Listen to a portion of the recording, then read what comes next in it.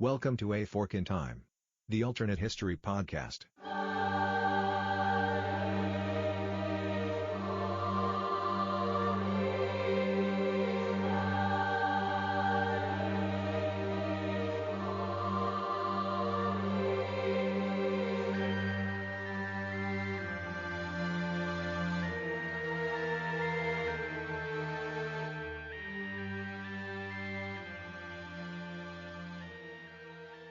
Welcome back to A Fork in Time, the alternate history podcast. I'm Don Shelley, your host.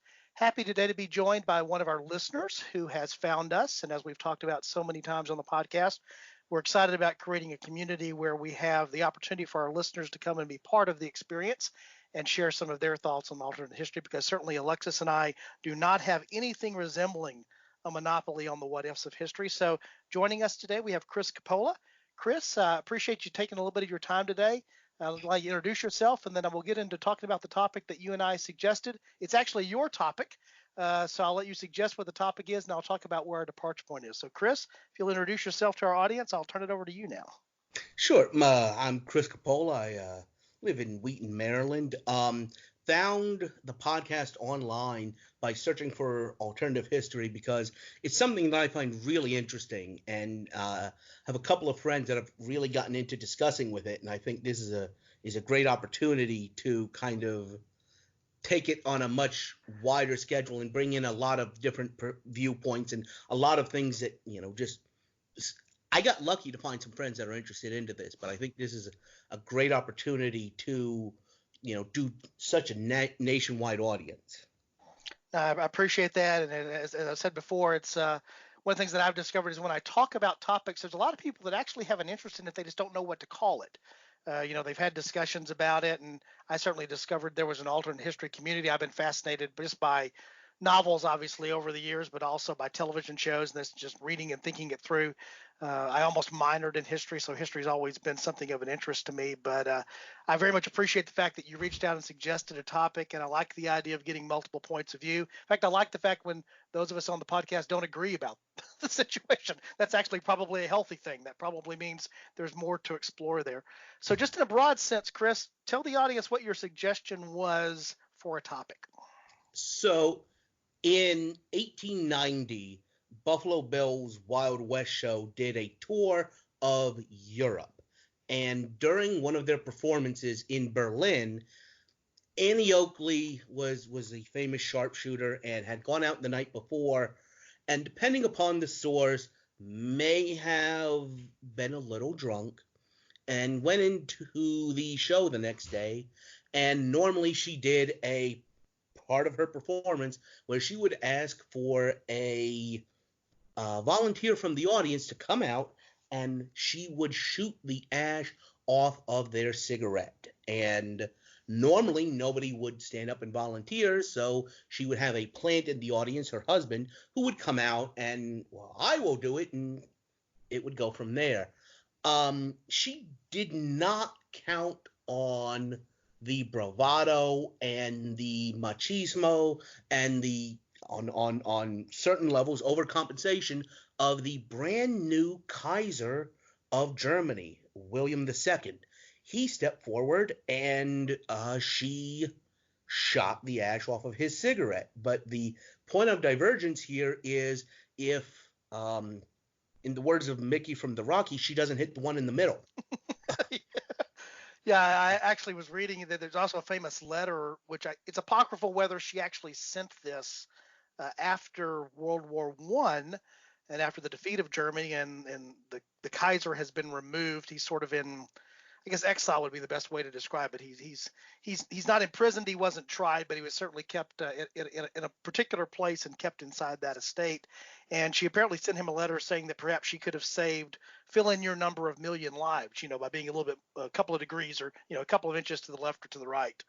And I've also heard that she, during the war, got involved in the war effort once the United States got involved, and went around doing shooting expeditions at different training camps, and had sent a letter to Kaiser Wilhelm asking for another chance. I've also heard that story too. So, it's one of those things where somewhere in there, there's probably three stories. There's her story, his story, and probably the truth. But it's whether it's true or not, it's fun, as one of my college professors used to like to say. Sort of doesn't matter whether it's true. It's fun. It's fun whether it is or it isn't. And so for our point of departure today, we're actually going to assume that that's what happened. Certainly not that she intentionally would have shot the leader of Germany, because I think she had no idea whatsoever, obviously, as you stated, that he would be the volunteer, but that there's the accidental shooting of him in the middle of that act. And as a result, in 1890, we no longer have Kaiser Wilhelm II to be the leader of Germany. And so the alternate history path that we'll look at is imagining what would have happened after 1890 under different German leadership. So before we head down that path, we're actually just going to pause here for a minute. We'll insert one of the words from our affiliates, just some of the folks who help us bring the podcast to you, and then we'll be back shortly. Alexis and Don here, taking just a quick break from the podcast today to actually talk about the technology that we're using to bring you the podcast. We're going to talk about Buzzsprout, which is where we host A Fork in Time. Now, you may get our podcast via a number of the other podcatchers, the other ways that podcasts are syndicated. So you might be listening on Apple Podcasts, you might be listening on Google Podcasts, you might be listening on Stitcher.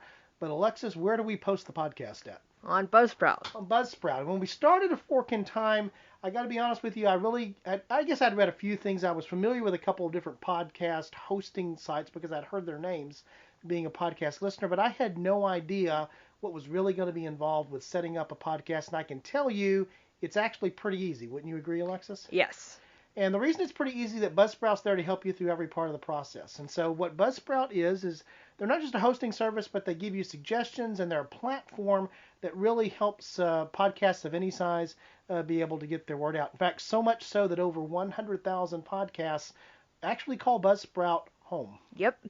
And so what we have for our listeners is an opportunity to help support the podcast and also utilize Buzzsprout services. So all you have to do is follow the link in the show notes. And if you do, because you're looking to start a podcast, they'll walk you through, believe me, they'll walk you through very easily on the website what you need to do. And if you choose to move forward there, we actually get a benefit from that. So I think I would call that, what's the word that we use for that, Alexis? Win-win. Win-win is the word that we use for that. And again, some of the things that I've already mentioned is we use Buzzsprout. We find it very easy to use. Uploading an episode each week, I think, is super simple, and they even send you stats every week, which get a little addicting to look at. I agree with that. In fact, that's another interesting thing that I didn't even, I guess, fully realize as we were starting, that immediately we'd be able to start seeing stats, not only about how many downloads, how many listens, but where in the world people are listening, all of that kind of thing. So it's not just a place to host a podcast. It's really the full support that's there. There's other affiliations that they have that allow either a novice podcaster or an experienced podcaster to get the podcast up and growing. So we don't consider anyone starting a podcast to be a competitor because we're all in this space together. So if you've been thinking about starting a podcast, what would you recommend our listeners do, Lex? Go to Buzzsprout. It's a good starting point. I would agree. And so all you need to do is follow the link in our show notes and go there, and you'll see what's available for you. So we'd encourage you to do that. So Buzzsprout, it's the home of A Fork in Time, and it could be home of your podcast as well. Welcome back to A Fork in Time, the Alternate History Podcast. Today I'm joined by our guest, that's Chris Coppola. And Chris, we were getting ready to go down the actual path of history here, where we look at the alternative of what would have happened in 1890 and thereafter if Kaiser Wilhelm II was not in charge of Germany. And for purposes of making our little Fork in Time fun, we've said that came as a result of him being accidentally shot in the head by American sharpshooter Annie Oakley, who accidentally misses during a stunt that's being pulled in the show that he's attended there, where he's volunteered to be the holder of the target, a cigarette in his mouth. So maybe just sort of setting up the situation, Chris, what is sort of the climate of European relations in 1890 when we would hit that then? Who is Kaiser Wilhelm, and where does Germany stand in 19th century Europe? So Germany is brand new. They are basically one of the newest countries on the stage.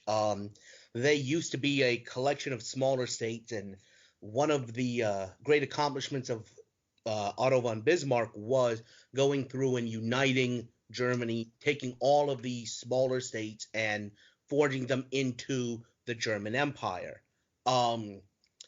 It's interesting to think about what Bismarck's doing, because up until 1871, he is challenging the status quo of Europe. For the longest time, ever since the Holy Roman Empire kind of fell, Germany's kind of been in the middle of everything, almost Europe's battlefield, when France can sweep in and Russia and Austria, and it's kind of a playground for everyone else.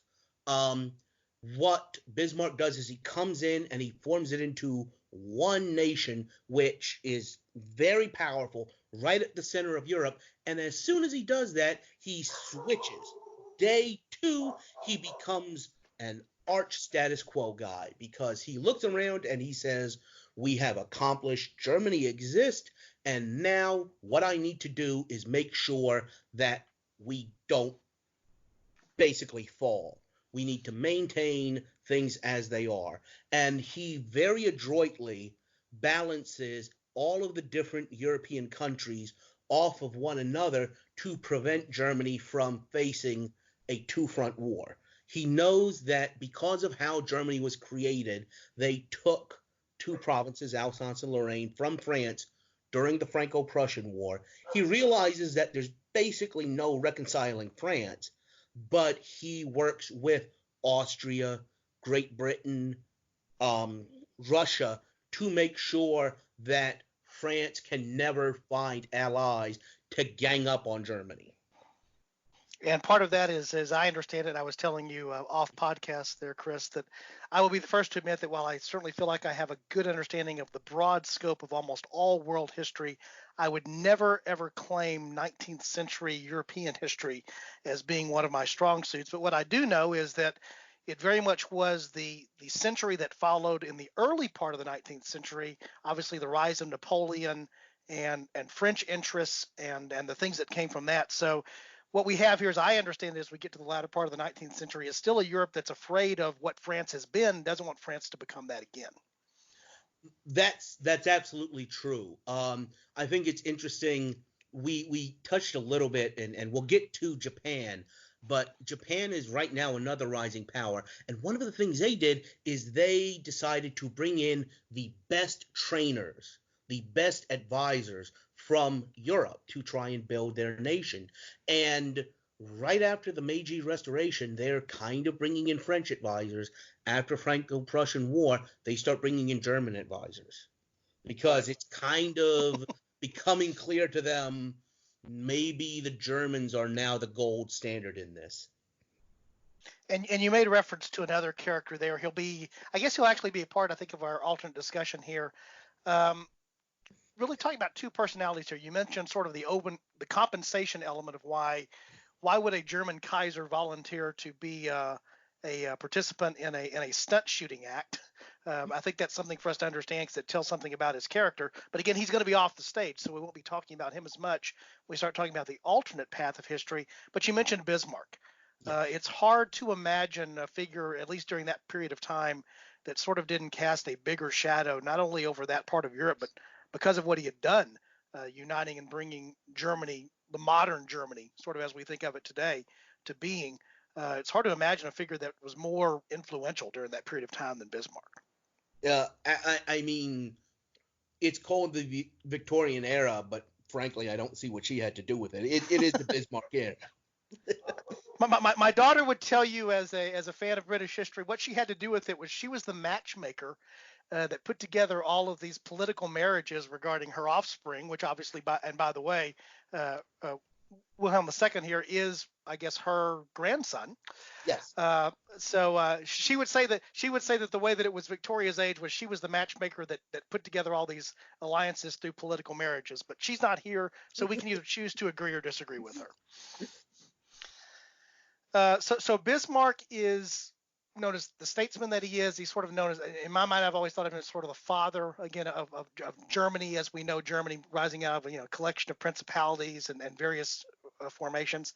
And so Wilhelm, in the time that we're talking about here, is still fairly young. I'm actually looking at the biography for him here. He was born in 1859. So in this 1890 time frame that we're talking about, we're talking basically about a 30-year-old, a 31-year-old here. Who's you said has been put in charge of this new power called Germany. What is Bismarck's role early on with respect to Wilhelm? So his role early on was similar to his role under William's father.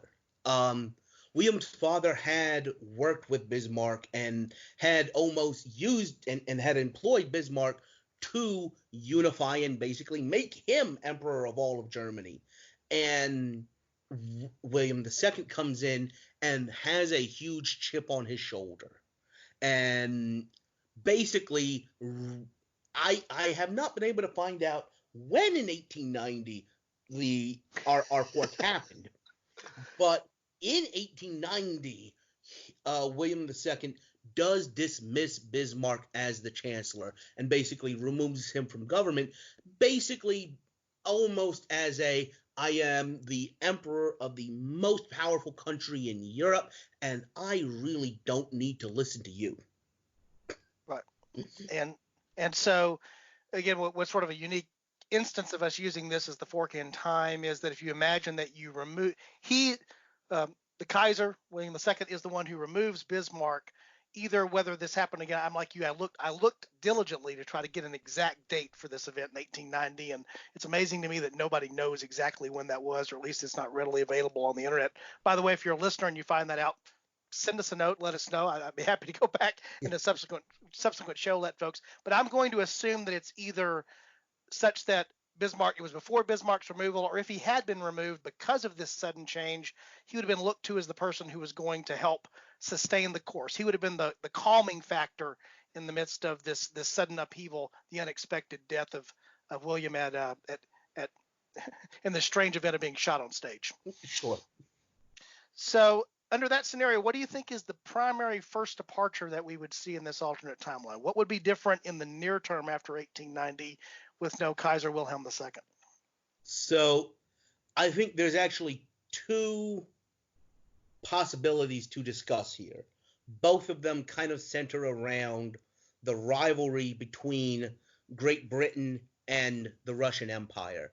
Basically, in 1890, there was something called the Reinsurance Treaty, which was an agreement between Germany and Russia to remain neutral with some exceptions in case one of the two countries was involved in a war with another great power. And like most insurance policies, you had to renew this one. And for whatever reason, William II decided not to renew this policy, not to renew this treaty, this friendship with Russia. And within 4 years, Russia has signed a formal alliance with France, basically aimed at Germany. So one of the paths is allying with Russia and keeping that friendship. Another path comes a little bit later, where in the late 1890s, Germany starts building a navy. And that is seen, one, within Germany as we are a big nation, we are a world power. At this point, if you want to be a member of what is in effect the G8, the club of great powers, you have a navy. And Germany decides to start building a navy. And with its industrial potential, it can build a really big one very quickly. And this is a huge threat to Britain. And so Britain starts feeling threatened by Germany. And, in 1890, both Britain and Russia are very tense with each other. They're facing each other in Persia, fighting for influence there. Britain is very scared about Russian expansion into Central Asia, threatening India, and also threatening the Ottoman Empire at the Straits, and Russian influence in the Eastern Mediterranean.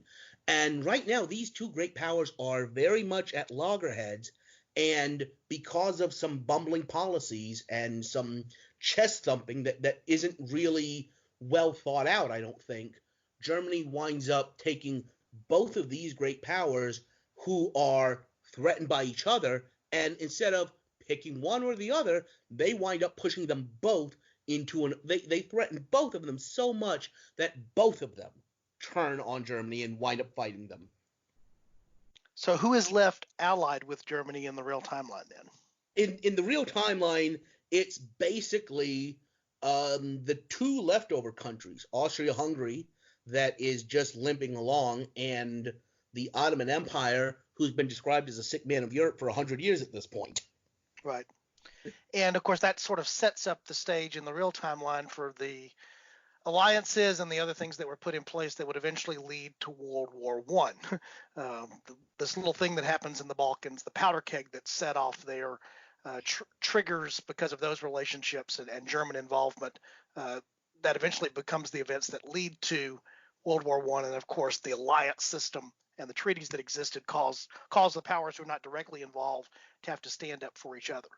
And so in the real timeline, that's the setup there. So now looking at the alternate timeline, there's no Wilhelm II. So if Bismarck has his way, you mentioned probably he doesn't go to the extent of ticking off both of the major powers. He probably uses some type of triangulated diplomacy, you think? Yes.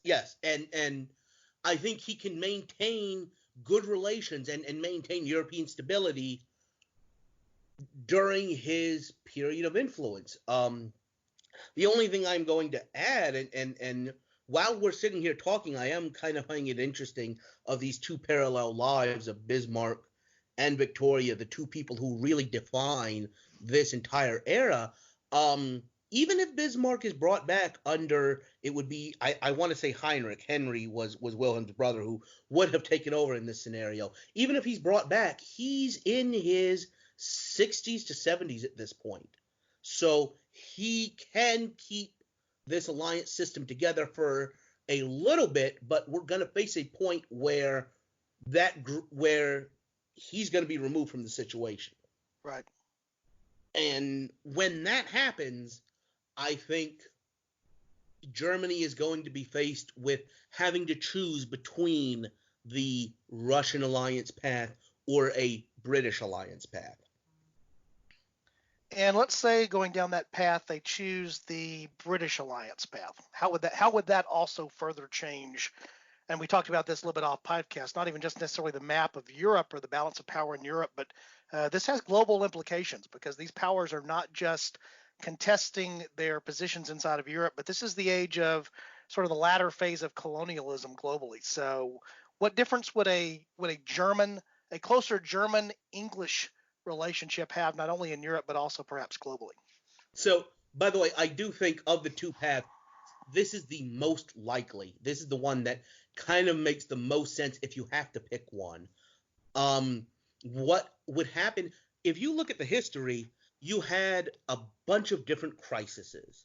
You had Fashoda in Africa between Britain and France. You had several different ones in Morocco. You had the Balkans. You had a lot of different flashpoints. So the one thing I'd say is this is going to change the structure. This is going to change the alliance system. This is going to change the balance once things blow up. But I don't think this can fundamentally change at some point a general European, and if things play out this way, a truly world war. Right. And I don't know as to which flashpoint it would be, but something's going to set this system off. So in this system, you would have Germany and Austria fighting against France and Russia. But in this circumstance, Great Britain would be on the Central Power side. Now, there's one more nation just to add into this, which is a little, makes it a little bit more interesting, which is, I alluded to it before, Japan. Japan, right after, almost at exactly the same time as Germany becomes unified, goes through the Meiji Restoration and starts a pretty concerted policy of modernizing.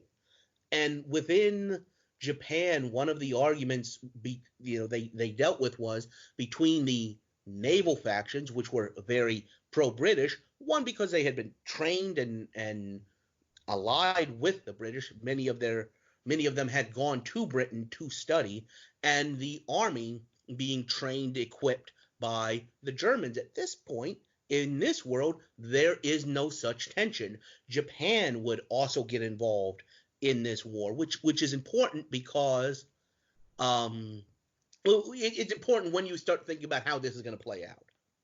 Right. And I think we also, being in my case, being an American, being from the West, I think we overlook what the 1905 Russo-Japanese War as being a major it was a major thing. Yeah, it, yeah, it, it, it, it was a it was very big thing. it was very important. And it's really interesting to look at the Russo-Japanese War in terms of what I was just talking about, or talking about earlier, of the Russo-British antagonism, because Japan is allied to Britain, and the Japanese Navy is trained by the British, and to some extent, they are given protection and given support in attacking Russia, and it's a huge deal.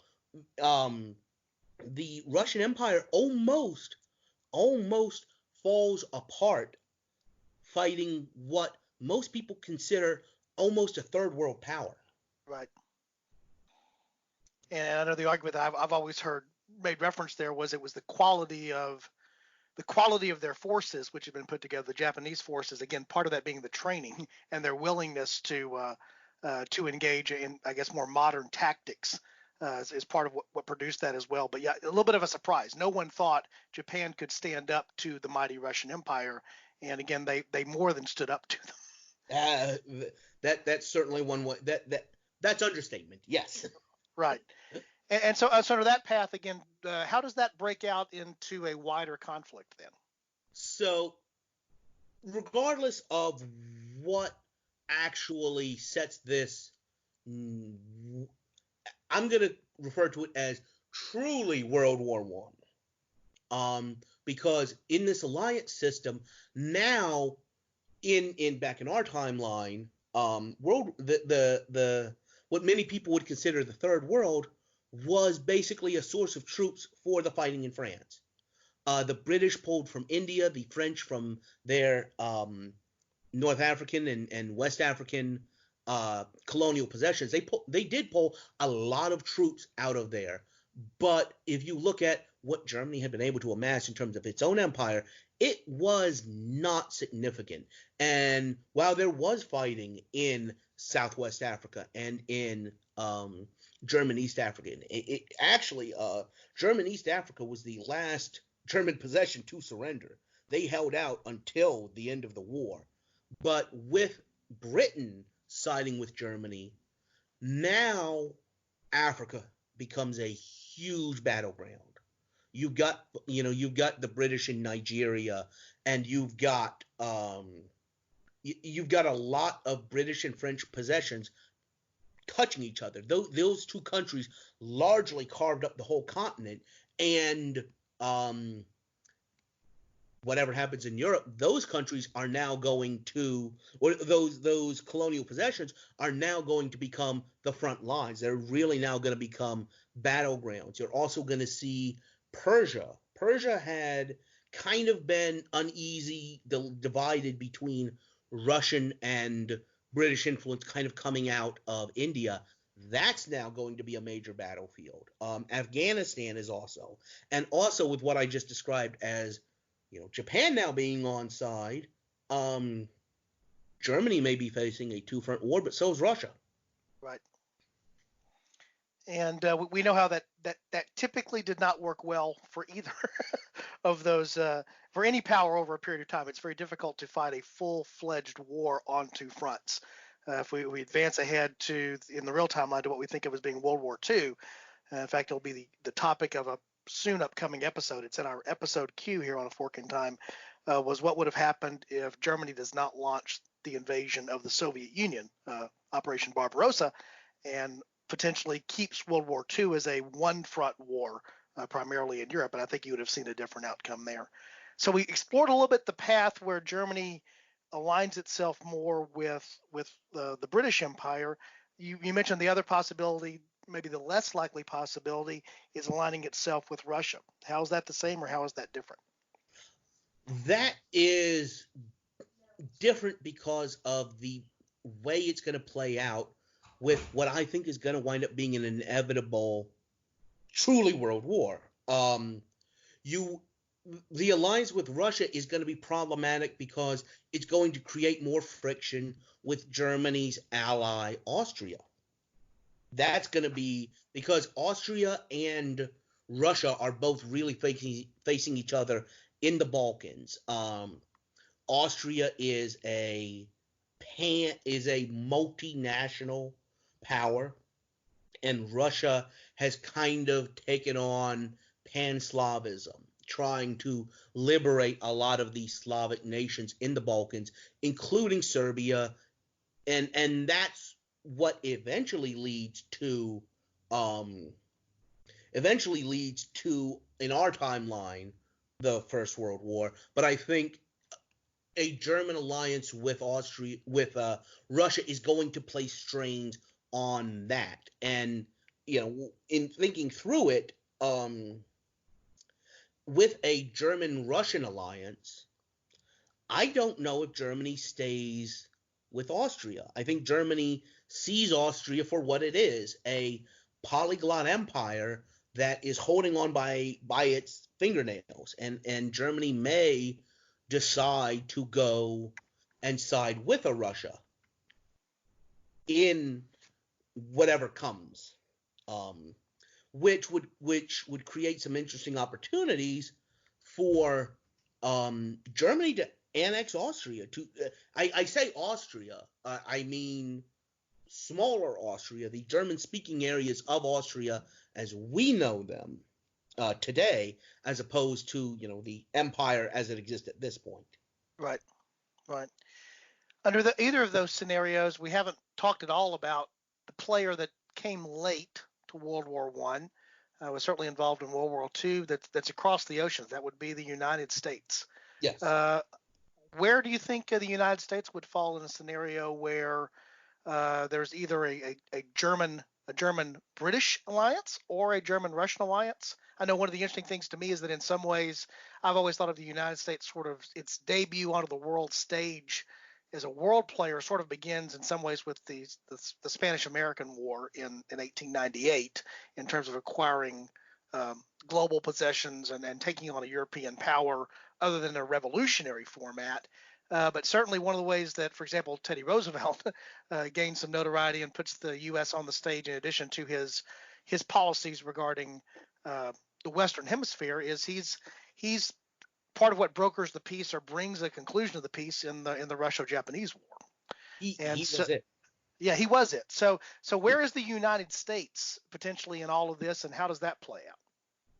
I think in this scenario, I don't know how quickly the United States gets involved, but I think if the United States does get involved, it is, let me take a step back. We are talking about the English-German Correct. fork. In that scenario, I think the United States gets involved a lot more strongly, actually, earlier on. One of the issues in the United States, and for, I hate to say this, for those of us of a certain age, may remember Freedom Prize in the early 2000s. But it was a really big thing in the United States that we had a lot of German language newspapers. Right. We had a lot of German immigrants that were still very friendly to their home country. And in our timeline, the United States did face a lot of opposition from those groups in trying to stop involvement. And frankly, what's the capital of North Dakota? Bismarck. Who is that named after? Exactly. Well, and where I'm from, which is in Texas, particularly in Central Texas, in the 19th century, there was a large influx of German settlers. I mean, there are still places that I can get to within a couple of hours drive from Houston that are communities that have German names and have what is distinctly recognizable as German architecture. German religious affiliation. There's a lot of Lutherans around. And despite the fact that I am coming from North Carolina, the home of actual barbecue, I can say they have contributed. Sausages are a big part of Texas barbecue. Right. It's delicious. And that's because of the German influence. Right. And then you also think back, we were talking about this a little bit off podcast. I will do this because Alexis isn't here, but there were the affinities that existed between the British crown and their ties back to Germany, the House of Hanover. We mentioned before about Victoria's matchmaking with the powers in Europe, that Wilhelm II is her grandson. Actually, sort of the interesting thing is that the three powers that we're talking about here are all led by cousins, Right. by her children or grandchildren, in terms of they're all related and they're actually close relations. But I certainly do agree with you that there's much more of an affinity that probably exists with the United States, at least with what would be, I guess, a Deutsch British alliance, probably much more so than the affinity that would have existed between a German-Russian alliance. And just to point out one additional factor that leads me to think that the German-British alliance would have been very important or would have made a lot more sense is this, which is in our timeline, one of the major reasons Germany wound up surrendering was the British blockade. They wound up starving out the country of Germany that had trouble feeding itself. If in this alternate timeline, you've got the British Navy keeping those lanes open, you've got a lot of wheat coming out of Bismarck, North Dakota, and out of Canada, and that can really help sustain the German war effort. Instead of the British Navy shutting down their economy, the British Navy is protecting it. And so maybe it's a matter of the United States becoming the breadbasket and the munitions factory of this alliance, almost the way it did in our timeline. It's selling to Germany instead of France, but maybe not necessarily getting involved, but being a lot more friendly to Germany at this point. Right. And you actually raised the other player, which we haven't talked about as much here. So assuming under either of these scenarios, and we mentioned early on the reasons that they might even be pursued, where is France potentially in this post 1890 Europe, where there's a different Germany? Where do you see France in that equation? Hard up. I think France. I actually think it would be difficult for France to survive that, because in our timeline, the German plan to deal with France brings in Great Britain. That's how Great Britain got involved in the war, because of the violation of Belgian neutrality. Thinking it through, one of the things that actually makes more sense would be for Germany. In our timeline, Germany used something called the Schlieffen Plan. Basically, they're sweeping through Belgium and they're trying to knock France out of the war in a matter of a couple of months before Russia can mobilize. In this scenario, with Great Britain distracting France, I think Germany does somewhat what they did the next time around, which is dig in on the Rhine and hold off. Given the technology and what had happened in tactics up till then, that makes a lot of sense. You can easily hold, the French border. It's much more geographically constrained than even what they wound up with in our timeline, and it was very difficult to move that at all. While if you look at the Eastern Front, you did have a lot more of a war of maneuver. You did have a lot more of numbers mattering, and I think what you could easily see is Germany holding the French front just like they did in the Second World War while they're dealing with Poland. In this case, holding the French front while they're dealing with all of Russia. Right. And having the additional component of their allies, certainly their near continent ally in Britain, who is a threat to France on the other side of what that would be for them. So it's, France is sort of in a pincher move there between Germany and Britain under that scenario. And again, as you mentioned, perhaps with the benefits that would come from having a close relationship with the United States, who's willing to support them while they're in the midst of doing those things. And also it's important to think about the commitment that France would have to its colonial possessions. In our timeline, they were able to pull a lot of troops out of West Africa into the line to hold.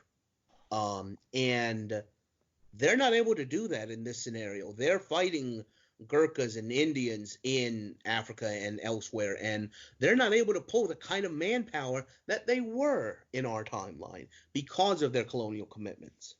Right. And as you mentioned, that you might have a war there that's of just a much larger scale. I think of this as the alternate World War One that truly is more of a world war. Of course, it was called the Great War because we didn't know there were going to be two of them, but at the time that it happened. But it was, yes, it was fought on a global scale. But I think most of the time when we think about World War One, we think about the conflict, trench warfare in Europe being Right. the primary mode of fighting there. But again, a very different type of war if it's in other parts of the world where it's more about maneuver, where it's less populated, again, with colonial forces or colonial territories being pressed against each other. And again, when you think about the map of Africa, I know it's always been a fascinating thing to me to look at the map of colonial Africa over time and to see at various points almost every power in Europe had a foothold. They had at least something going on in Africa, and how that map could have worked differently then. And I think you raised the question earlier when we were talking off the podcast. If you only have sort of this one big global conflagration that sort of settles this, then what we think of as being what happened to the colonial powers after World War II may get accelerated by some point of time. So what I talked about was looking at a German-British alliance as a second 7 Years' War. And that was a war in Europe between 1756 and 1763, where Frederick the Great is rolling around Europe and doing, Frederick the Great stuff, while at the same time Britain is financially supporting Prussia and also fighting France in their colonies. This, in any American's understanding, is the French and Indian War. And in any telling of the American Revolution, it normally starts at the French and Indian War because of the financial strain put on the British government, and also because of the unifying effects of the common cause, the common resistance, the common militia effort against the French, really helping to form a sense of American identity. And I feel like a lot of people who look at our timeline look at the effects on the colonials in terms of the troops that went to France and what that did to them. That planted a lot of the seeds of decolonization. But if you have it fought out in their own nations and the stresses are that much higher, I think you do see this concept of it being another 7 Years' War. Maybe not in the duration of it, but in terms of the effects on these colonial peoples of forming senses of themselves and their own power, and the stresses of this war leading to the breakdown both of the successful empires and of the defeated empires. Right. Because in the real 7 Years' War, that the result of that, as you mentioned, there is it changes the character of the American colonies and, Right. and how things work there. And so if you transplant that concept to other colonial possessions elsewhere in the world, you can easily see how it may not have. It wouldn't have been so much about who won or lost, the 7 Years' War Part 2, so to speak, here, or what you've suggested, or another type of war like that. But what that did psychologically and from an organizational standpoint for the peoples that were impacted by it. Absolutely. Yeah, and then of course, what happens to me, that one of the fun things about looking at alternate history is, the way the ripples just continue to work out from there, because you make this one little change in 1890. So what does that do for the balance of power in Europe in the last decade there of the 19th century? Is there the same type of war that we saw, the Russia-Japan War in 1905? And then, of course, you have a different set of things setting up? I agree with you. Eventually, there would have been some form of conflict. It's sort of inevitable. But would it have been Germany coming, essentially putting pressure down because of the assassination of an archduke, in a Serbian archduke who happened to be a very close friend of guess who? Our long now departed William II, and just a different way that war kicks off. And so, if you don't have World War I, you probably don't have the same type of World War II. And again, that's the wonderful ripple effect of alternate history. The one small change deviates a lot. The ripples get big the further out that you get. But having a different Germany arise in the last decade of, I think, the 19th century would cast a very different German shadow over the 20th century and where we'd find ourselves today in the 21st. Right. Yeah. Did we miss anything big? Just kind of a closing thought that's going through my mind right now is I think this entire scenario that we're talking about is an interesting synthesis of two schools of historical thought. One being the great man, one being kind of a forces of almost nature concept, that this entire thing happened because we removed one person. Right. And yet so much of what we're talking about is these gradual, the industrialization, the growth of power of one country and what that does to another. And it's a really interesting synthesis of those two historical traditions. Right. Well, and the concept there of sort of the great man theory of history, if you will, as it's often referred to, versus the primal, what I think of as the primal forces flow of history. It's the big macro forces that are sometimes either staved off or they're amplified by individuals, but generally it's the big forces. Or is it really oftentimes the sort of the tail wagging the dog in the case of the broad personalities, again, sort of the great man concept of history? How much of what happened between 1890, for example, and the breakout of World War I, and basically 25 years later, is Wilhelm II? I mean, how much of it is him and how much of it isn't? I think a lot of it is him. I think a lot of it is him, with the caveat that a lot of it is him breaking out the way it did. And what we both agreed on is that there's still these forces, and without him, it's still happening. So right. These still, plates are still moving, and there's still going to be a war. It's just who's colliding and how they're colliding, and what the result of that collision may be a little bit different. Right. And again, if you have a different outcome for Japan, for example. I was just thinking this just what popped into my head, because didn't expect we'd be talking as much about the 1905 Russo-Japanese War, but that's another one of the dominoes that falls as a result of the process. And if you have a different mode of thought of what's happening in Japan in the early 20th century, do you have a different way that they're thinking about their interests on the continent? I mean, eventually, what is the precursor to World War II is the Japanese invasion of Manchuria, the relationship between China and Japan. And just as a coda, one thing I thought a little bit about was in 1940-41, Japan absolutely jumped on Vichy France to occupy French Indochina. And in this scenario, that absolutely would have happened again. They absolutely would have moved into Indochina. And that leads to some interesting turnarounds when, now we're pretty far away from where we started, but you're thinking about Japanese, the driving force for them was their access to raw resources. Well, right now they've got those resources of Indochina.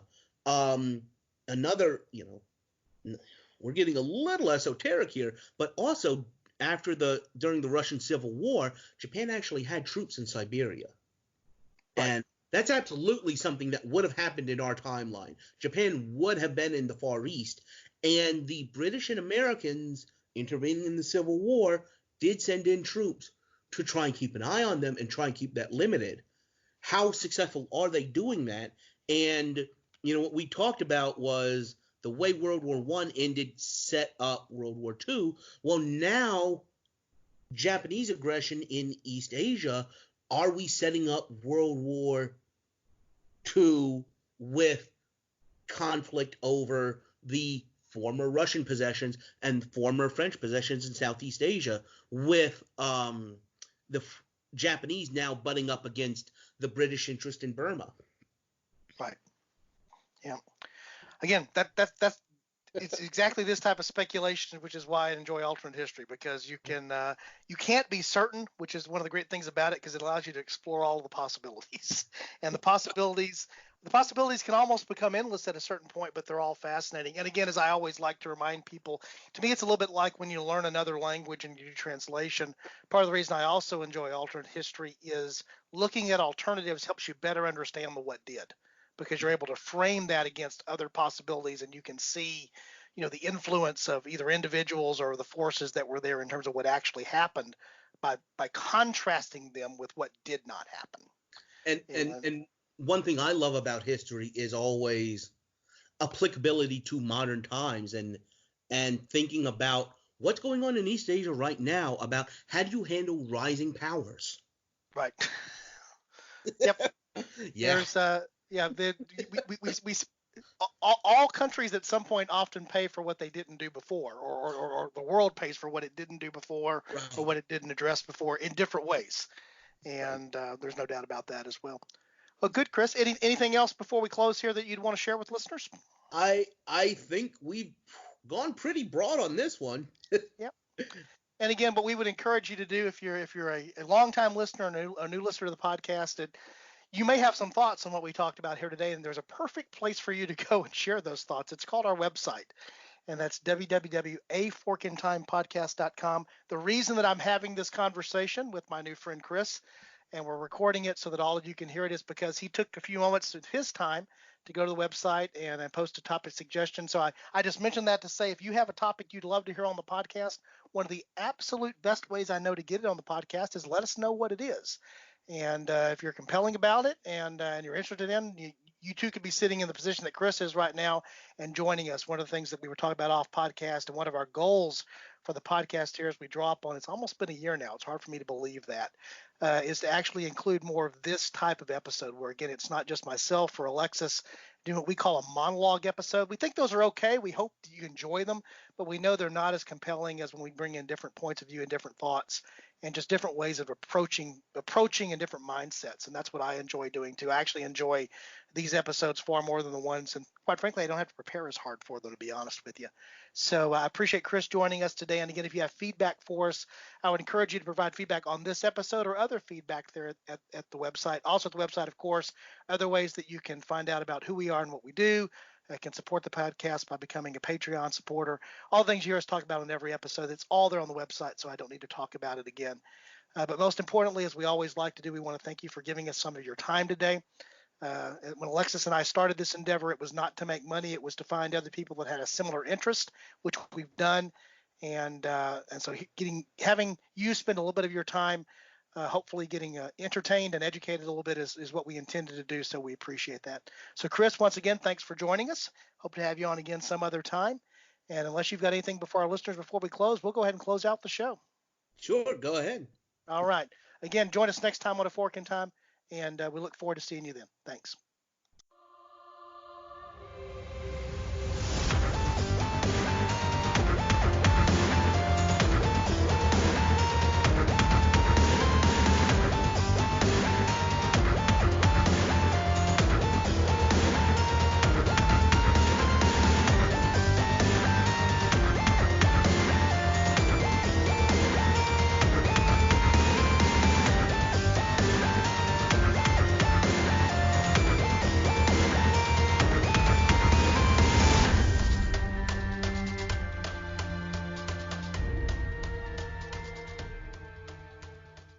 Thanks for listening to A Fork in Time, the alternate history podcast. Learn more about the podcast at www.aforkintimepodcast.com. Join us next time.